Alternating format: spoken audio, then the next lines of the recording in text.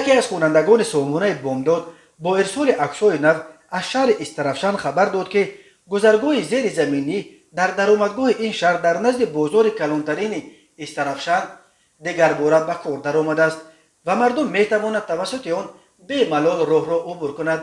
او میگوید این گذرگاه خیلی خراب و فرسوده و ولنگار شده بود و حالا با کوشش صاحبکاران استرافشانی و مقامات شهرداری از نو آباد کرده شد. مردم میتواند توسط این گذرگاه به ملال گشت و گذار کند، گفت این خواننده بامداد.